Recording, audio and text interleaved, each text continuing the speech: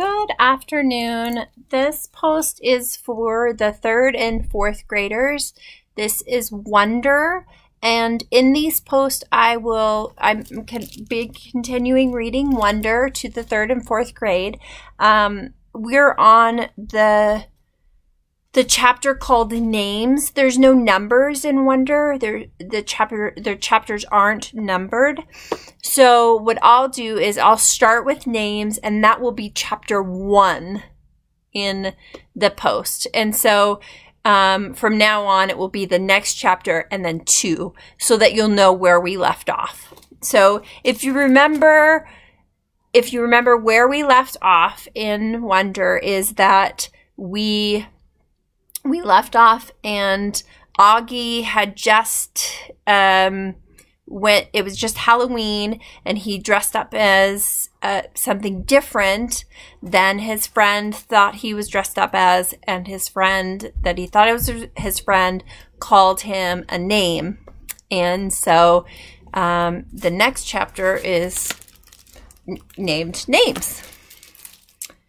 Rat Boy, Freak, Monster, Freddy Krueger, E.T., Gross Out, Lizard Face, Mutant. I know the names they call me. I've been in enough playgrounds to know kids can be mean. I know. I ended up in the 2nd floor bathroom. No one was there because first period had just started and everyone was in class. I locked the door to my stall and took off my mask and just cried for I don't know how long. Then I went to the nurse's office and told her I had a stomach ache, which was true because I felt like I'd been kicked in the gut. Nurse Molly called Mom and had me lie down on the sofa next to her desk. 15 minutes later, Mom was at the door. "Sweetness," she said, coming over to hug me. "Hi," I mumbled. I didn't want her to ask anything until afterward.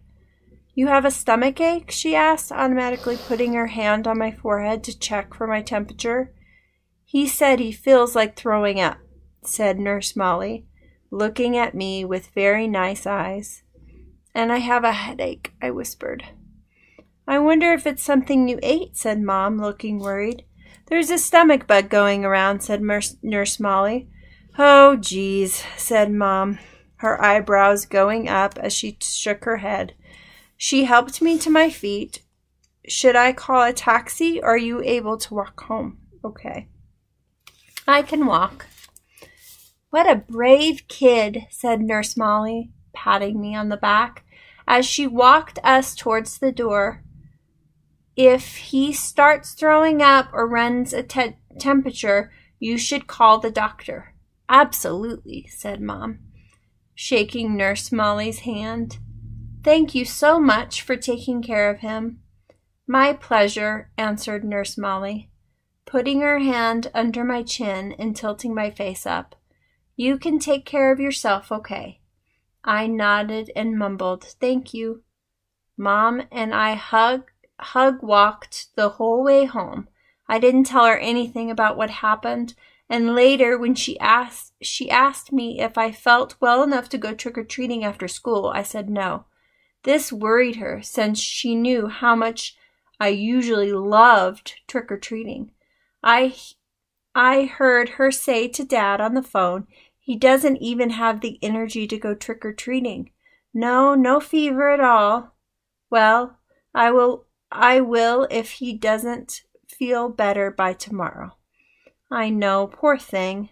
Imagine missing Halloween. I got out of going to school the next day, too, which was Friday, so I had the whole weekend to think about everything. I was pretty sure I would never go back to school again.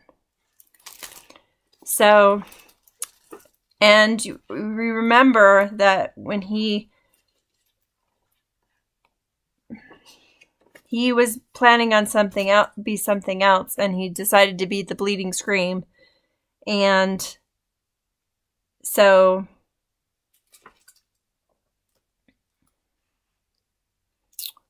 and Julian and Jack Will were making fun of him when he walked in the classroom, and Jack Will didn't know that it was Augie.